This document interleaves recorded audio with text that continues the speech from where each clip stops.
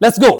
पाकिस्तान में हिंदूज को कैसे डील किया जाता है और हिंदू किस तरह से रहते हैं, ये जानने के लिए एक दिन मैं निकल पड़ता हूँ एक ऐसे टेंपल की तरफ जो हिंदूज की हिस्ट्री और कल्चर से भरा पड़ा है और जहाँ हिंदू रिलीजन आज भी प्रैक्टिस होता है। पाकिस्तान की डेली लाइफ में तो हम रोज रोज दूसरे रिलीजन के लोगों से मिलते नहीं हैं, तो मेरे लिए ये एक अच्छी अपॉर्चुनिटी थी दूसरे रिलीजन के लोगों से कनेक्ट करने की। और इसके अलावा ये जगह 5000 साल पुरानी है, which is another reason कि ये जगह ना पिछले 5 साल से मेरी बकेट लिस्ट में थी और मैं यहाँ लाजमी विजिट करना चाहता था।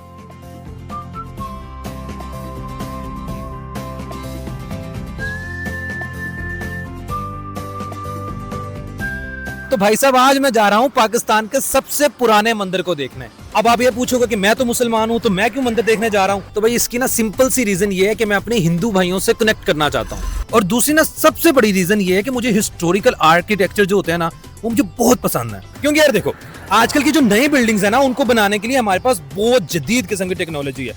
हम बहुत सी मशीनरियां यूज कर सकते हैं, हम बड़ा कुछ यूज कर सकते हैं उनको एक अच्छा सा स्ट्रक्चर देने के लिए। लेकिन जो पुराने जमाने की बिल्डिंग्स थी वो इतने हजारों सालों से आज भी उसी तरह खड़ी हैं और उनके ऊपर कोई बड़ी बड़ी मशीनरियां इस्तेमाल नहीं हुई। तो ये सच में कोई भी ऐसी चीज जो हजारों साल से खड़ी है वो अपने आप में एक वंडर है। तो अपने आप में मेरे दिल में उसके लिए एक अट्रैक्शन सी है। तो इस वक्त मैं अभी लाहौर से निकल रहा हूँ और मैंने चकवाल जाना, जो यहाँ से तकरीबन 300 किलोमीटर है। और मैंने इस चीज़ को एक्सप्लोर करना है, मैंने इस वंडर को एक्सप्लोर करना है लाजमी। मैं इसको हमेशा से ऑलमोस्ट एक्सप्लोर करना चाहता था। तो फिर मैं अभी अपना सफर शुरू करने लगा हूँ। जितनी भी चीजें मेरे साथ होंगी वो मैं आपके साथ शेयर करता रहूंगा। सो फार सो एक्साइटेड।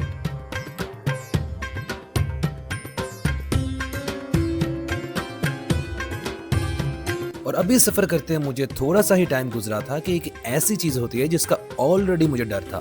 गाड़ी ओवरहीट हो जा रही थी और मुझे गुस्सा आ रहा था, क्योंकि एक तो मेरे पास टाइम कम था और दूसरा निकलने से पहले मैं इसे मैकेनिक को चेक करवा कर आया था जहां सब कुछ ठीक था। लेकिन ये गाड़ी मुझे भूलने नहीं देती कि मैं इससे कितना प्यार करता हूँ। खैर, जैसे तैसे पानी शानी डालकर टेम्परेचर को नॉर्मल करके मैं गाड़ी को बड़े ध्यान से चलाता हूँ, क्योंकि इस टाइम सच में मैं नहीं चाहता कि गाड़ी दोबारा से कुछ स्यापा करे और मैं लेट हो जाऊं। क्योंकि अभी 3 घंटे का रास्ता रहता है और 6 घंटे के बाद टेम्पल क्लोज हो जाएगा। और तो और अभी हमने रास्ते में स्टे भी करना था जहाँ हमने खुद फ्रेश होना था और गाड़ी बहन जी को भी थोड़ा रेस्ट करवाना था। तो ये सारा प्लान एग्जीक्यूट करने के लिए मैंने गाड़ी अपने बड़े भाई को दे दी थी ताकि एरर्स कम किए जा सकें और हम जल्दी पहुंच जाएं। हाँ, बड़े भाई होने के आपको फायदे तो बहुत नजर आ रहे होंगे, लेकिन टेंशन ना लो, उससे आप पे भी होता है। खैर, अब क्योंकि गाड़ी काबिल हाथों में थी तो मैं थोड़ा रेस्ट करने के लिए लेट जाता हूँ और थोड़ा सुकून करता हूँ। तो भाई साहब, 1.5 घंटा गाड़ी को अच्छे से भगाते हैं और हम फाइनली अपने फर्स्ट स्टे एरिया पर पहुंच जाते हैं। अच्छा, यहाँ पर ना हमने ज्यादा टाइम नहीं लगाया, बस थोड़ा घूमे फिरे, अपनी कमर सीधी की और यहाँ से ना फौरन निकल गए ताकि हम अपने टाइम को बचा सकें।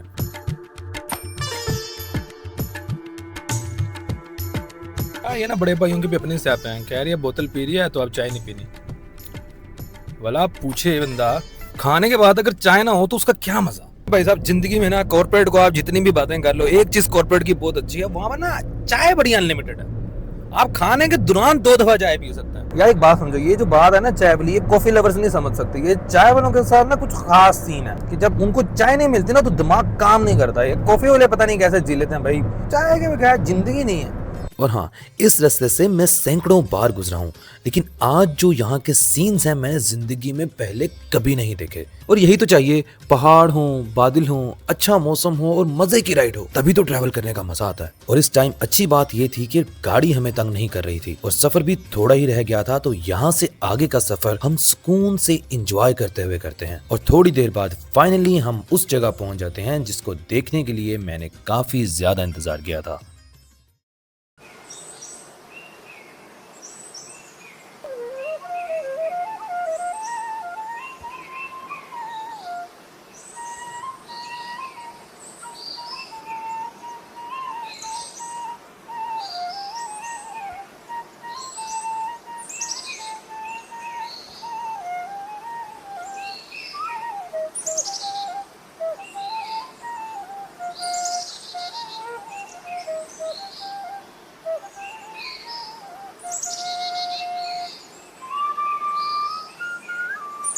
अच्छा, जो यहाँ की कहानी है ना, यहाँ के लोग हिंदू धर्म के अंदर ये बात है कि जो लॉर्ड शिवा थे, उनकी वाइफ थी सीता।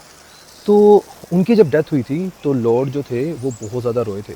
तो उनके 2 आंसू ज़मीन के ऊपर गिरे थे। एक यहाँ पर गिरा था जिसको कहते हैं श्री कटास राज, और एक दूसरा इंडिया के अंदर गिरा था जिसको कहते हैं श्री पुष्कार राज। और इसकी वजह से 2 यहाँ पर लेक्स बनी थी, जिसमें से एक आप यहाँ पर देख रहे हैं। आज भी दिसंबर और फरवरी के महीने के अंदर यहाँ पर हिंदू लोग आते हैं और यहाँ पर अपना ये गंगा जल की तरह इसको भी पाक माना जाता है और ये मानते हैं कि जो बंदा इसमें एक दफ़ा नहा लेता है उसके सारे जो गुनाह होते हैं, पाप होते हैं, वो धुल जाते हैं। तो इसलिए ये जगह जो है ये बहुत ज़्यादा सेक्रेड है हिंदुज़म के अंदर। और यहाँ आकर ना मेरी मुलाकात होती है इन भाई साहब से, जो यहाँ आते जाते रहते हैं, और जब उन्हें मेरी वीडियो के बारे में पता चलता है तो वो मुझे हर चीज़ के बारे में डिटेल से बताने लगते हैं। अच्छा, यहाँ ना अमृत जल के अलावा काफ़ी मंदिर हैं, लेकिन सबसे अहम मंदिर यहाँ पर श्री शिव जी का है, जहाँ उनकी मूर्त पड़ी है, कुछ पेंटिंग्स पड़ी हैं और एक शिवलिंग है। और ये जो शिवलिंग है ना यहाँ पर, ये असल में 5000 साल से भी ज्यादा पुराना है। लाइक आप इसको इस तरह से समझ सकते हैं कि जो इंडस सिविलाइजेशन थी वो 4500 साल पुरानी थी, और वो लोग भी ना इस शिवलिंग को हिस्टोरिकल मानते होंगे।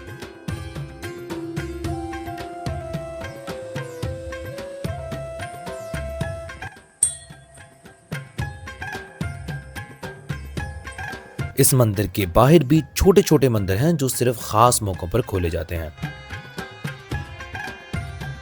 इसके बाद हम जाते हैं यहाँ के दूसरे अहम मंदिर में, हनुमान जी के मंदिर। यहाँ पर भी अंकल हमारे साथ साथ थे और गाइड करते रहे।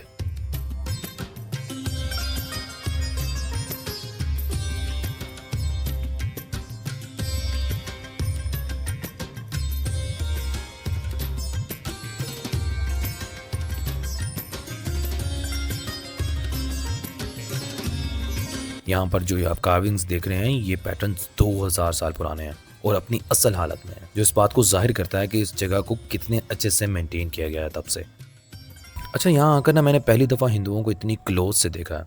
एक दो फैमिली से भी मेरी मुलाकात हुई थी और मुझे रियलाइज़ हुआ है कि हिंदू रिलीजियस लोगों के लिए ये जगह कितनी मुकद्दस है। जितने भी लोग मुझे मिले हैं ना, वो सब बहुत अच्छे थे और इस जगह की गहराई और सुकून उनके चेहरों पे साफ नजर आ रहा था। और क्योंकि ये जगह हिंदुओं के लिए इतनी खास है, इतनी सेक्रेड है, तो इसी वजह से इस जगह की रिस्पेक्ट मेरे दिल में मजीद बढ़ गई है।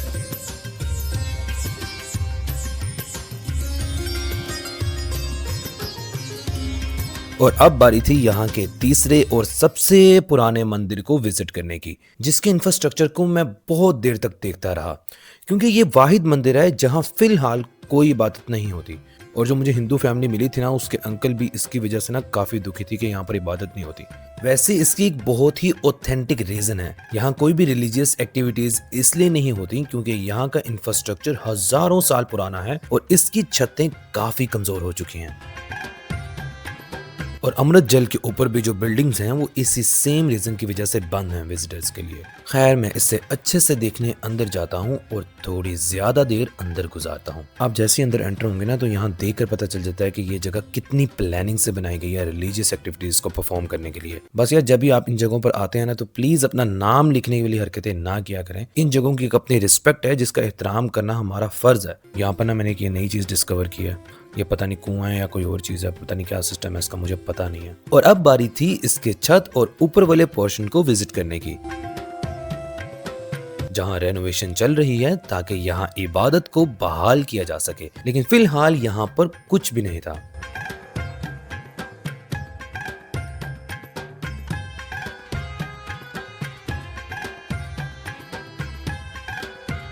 और ये जी यहाँ से बाहर का मंजर बेहद कमाल है। यहाँ से सामने वाले मंदिर भी नजर आते हैं जो इस जगह के सबसे ऊंचाई पर बनाए गए मंदिर हैं। और दूसरी तरफ अगर आप देखेंगे तो आपको अमृत जल नजर आएगा और दूसरे मंदिर नजर आएंगे यहाँ पर आसपास वाले।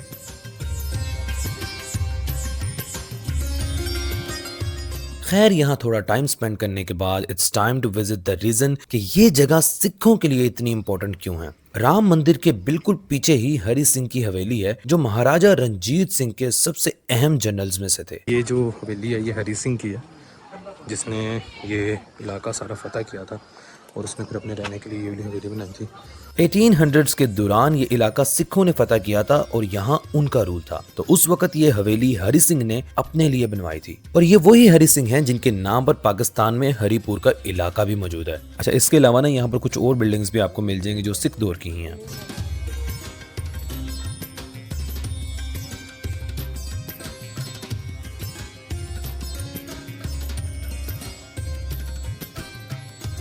और ये जो आप दरवाजा देख रहे हैं भाई साहब, ये असल में 200 साल पुराना दरवाजा है, जो इस हवेली का असल दरवाजा था उस टाइम।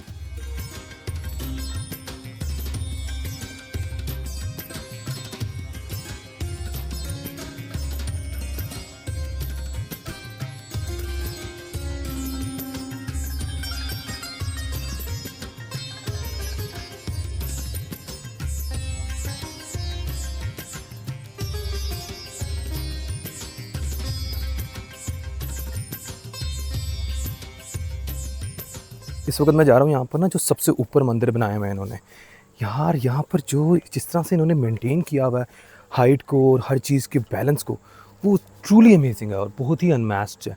और यहाँ पर मानना पड़ेगा कि जो पुराने ज़माने के लोग थे ना, जो भी हो जाए, उनकी जो आर्किटेक्चरल जो सेंस थी ना, वो हमसे कहीं ज़्यादा आगे थी।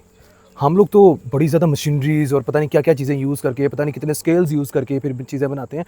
अगर आप ये देखें, हर चीज़ कितनी सिमेट्री में बनी हुई है और यहाँ से इतना प्यारा और इतना खूबसूरत मंज़र लगता है ना कि यहाँ पर आके ना वाकई एक मज़ा सा आ जाता है। सीरियसली बता रहा हूँ आपको। तो यहाँ से अब हम ऊपर की तरफ मैं जा रहा हूँ, जहाँ पर इनके यहाँ पर सबसे ऊंचाई पर जो मंदिर है ना, वो ये वाला है। ये जो मैं आपको दिखाता हूँ आगे जाके डिटेल के अंदर। लेकिन यहाँ पर इसको खोलना अलाउ नहीं है, क्योंकि इस इलाके के अंदर, जैसे मैंने आपको पहले भी बताया, जितने भी इंफ्रास्ट्रक्चर्स हैं वो 200 साल, 300 साल, 1000 साल, 1500 साल, 2000 साल और 4000 साल पुराने तक हैं। और यहाँ पर जो नीचे तालाब मैंने आपको दिखाया, उसके अंदर उसका ज़िक्र महाभारत, जो एक हिंदुओं की किताब है, उसके अंदर भी है। तो इस प्लेस को, ये इतनी पुरानी हिस्टोरिकल बुक है वो, जो हज़रत ईसा से कई सौ साल पहले आई थी। तो ये इतनी पुरानी बुक के अंदर भी इस जगह का जिक्र मिलता है। तो ये आप अंदाज़ा लगा सकते हैं कि ये जगह कितनी पुरानी है। और तब से ये इंफ्रास्ट्रक्चर्स समहाउ अपनी बुनियादियों के ऊपर खड़े हुए हैं, विच इज़ ट्रूली अमेजिंग। जो ये वाला इंफ्रास्ट्रक्चर है ना, ये मुझे थोड़ा सा नया लग रहा है, लेकिन जो यहाँ पर इंफ्रास्ट्रक्चर है, ये ट्रूली, अगर जो आप देख रहे हैं, ये वाकई बहुत ज़्यादा पुराना है, हज़ारों साल पुराना लग रहा है। और इसके ऊपर आप ये जो कार्विंग्स देख रहे हैं, आप देख सकते हैं किस तरह वक्त के साथ साथ ये कम हो चुके हैं, लेकिन स्टिल यहाँ पर नक्शो नगार मिलते हैं। वाकई यार, इस जगह में कुछ तो ख़ास है, कमाल है ये जगह। ये सच में एक रहस्यमय है कि पुराने ज़माने के लोग इस कदर डिटेल के साथ इतने बड़े बड़े इंफ्रास्ट्रक्चर्स कैसे बना लेते थे। क्योंकि मुझे लगता है कि एक इंफ्रास्ट्रक्चर को, सिर्फ इतने से इंफ्रास्ट्रक्चर को बनाने में तकरीबन 10-12 साल तो इजीली लगते होंगे, या कम से कम 2-3 साल तो लगते ही होंगे। और यहाँ पर एक और इंफ्रास्ट्रक्चर जो मुझे काफ़ी पुराना और काफ़ी अमेजिंग लग रहा है, इट्स लाइक एन इग्लू। लेकिन still I want comment anything about this, क्योंकि रिलीजियस जगह इनकी अपनी रिस्पेक्ट है, डिग्निटी है। जो इनके मानने वाले हैं वही असल में बता सकते हैं कि इसका मतलब क्या है। तो जो मैंने इंफ्रास्ट्रक्चर देख के बताया, one of the amazing infrastructure जो मैंने देखे हैं अभी तक सो फार। एक चीज़ मैं आपको दिखाता हूँ, यहाँ पर जो इसका एक पिलर है ना, वो थोड़ा सा टेढ़ा है, जो चीज़ को पोर्ट्रे करता है कि ये कितने पुराने इंफ्रास्ट्रक्चर्स हैं, कितने हज़ारों सालों से यहाँ पर खड़े हैं। थोड़ा थोड़ा ना ये टेढ़ा हो गया हुआ है। अगर आप यहाँ पर देखें ना, तो ये वाली जो साइड की दीवार है, ये भी थोड़ी सी ना टिल्टेड है, थोड़ी टिल्टेड है। तो दैट सिग्निफाइज कि बहुत ज़्यादा जो है ना पुरानी इमारतें हैं, लेकिन स्टिल यहाँ पर अपनी जगह पर खड़े हैं। पुराने ज़माने के लोग क्या डालते थे यार बिल्डिंग्स में, हमारी तो एक भूकंप नहीं सहती। ये बैक साइड है उन्हीं मंदिरों की, मैं भी आपको दिखा रहा था।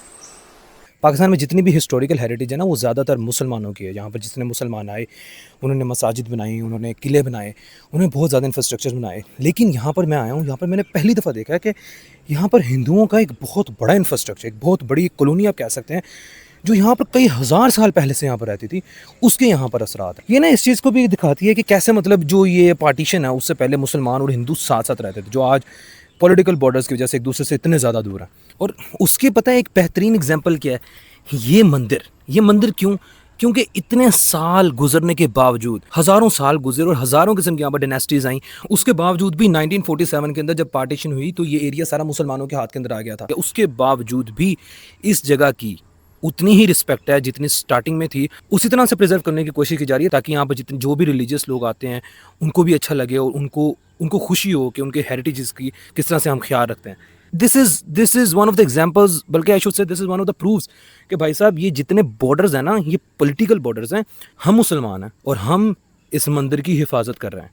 या मैंने ना कॉर्पोरेट छोड़ी थी ताकि मैं ना सफ़र कर सकूं, ट्रैवल कर सकूं। मैं ना असल में चाहता था कि मैं ऐसी जगहों पर आऊं और ऐसी जगहों को एक्सप्लोर करूं जो अभी तक हमारे इतने पास रहते हैं और हमने उनको कभी भी एक्सप्लोर नहीं किया। लेकिन अनफॉर्चुनेटली आपके भाई की फिर से जॉब लगी है, क्योंकि सॉफ्टवेयर इंजीनियरिंग का काम ही ऐसा है, कभी मार्केट ऊपर जाती है, कभी मार्केट नीचे जाती है। हाँ भाई पता है, अनफॉर्चुनेटली नहीं, फॉर्चुनेटली कहना चाहिए और शुक्र अदा करना चाहिए, क्योंकि बहुत से लोगों की नहीं लग रही है। अच्छी बात है मेरी लगी, लेकिन मैं सच में बताऊँ तो मैं इस तरह की चीज़ों को एक्सपीरियंस करना चाहता था, लाइक जिस तरह का एक्सपीरियंस आज मैंने किया यहाँ पर आके। अगर आपको डेली इस तरह ट्रैवल करने को मिले और इस तरह की न्यू जगह एक्सप्लोर करने को मिले और न्यू एक्सपीरियंसेस करने को मिले, तो भाई किसका दिल करता है कॉर्पोरेट में जॉब करेगा। लेकिन सिंस अब मेरी दोबारा कॉर्पोरेट में जॉब लगी है, तो आई ट्राई कि जितने भी मेरे वीकेंड्स हैं मैं उनके ऊपर लाजमी किसी न किसी जगह पर जाया करूँगा जो एटलीस्ट मेरे पास हैं, ताकि मैं न्यू जगहों को एक्सप्लोर कर सकूँ। और सच बताऊँ तो यहाँ पर आके फ़र्स्ट टाइम मैंने देखा कि हिंदू धर्म जो है वो वाकई ही कितने हज़ारों साल पुराना है। और ये जो जगह है ना, ये हिंदू और मुस्लिम दोनों के लिए इतनी ख़ास इसलिए है because this is a symbol कि दोनों कौमें एक साथ रह सकती थीं अगर हमारे पॉलिटिशियंस चाहते तो।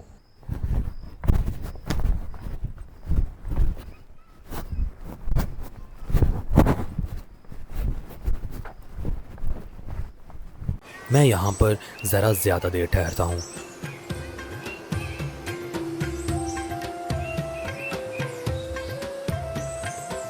और अब टाइम था यहाँ के मशहूर गार देखने का, जिनको पांडवा और साधु केव्स कहते हैं।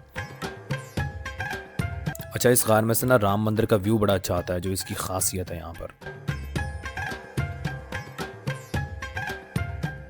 और ये इस कदर पुराने और मुकद्दस हैं कि इनका जिक्र महाभारत में मिलता है, जो आज से कम 5000 साल पहले लिखी गई थी। असल में ना इसकी कहानी ये है कि एक डाइस गेम थी जिसका जिक्र हिंदू धर्म में मिलता है। पांडवा ब्रदर्स वो गेम अपने कजन से हार गए थे, जिसकी वजह से फिर उन्हें जिला वतन कर दिया गया था 13 साल के लिए। उस वक्त वो लोग इस गार में आए थे पनाह हासिल करने के लिए। महाभारत में जो सबसे मशहूर लेजेंड जो इन गारों से एसोसिएट की जाती है वो ये है कि 5 में से 4 भाइयों ने यहाँ के मुकद्दस तालाब से पानी पी लिया था, जिसकी वजह से वो बेहोश हो गए थे। उसके बाद जब युधिष्ठिरा ने यक्षा प्रश्न का सही जवाब दिया था तो उनके बाकी 4 भाइयों को होश आ गई थी।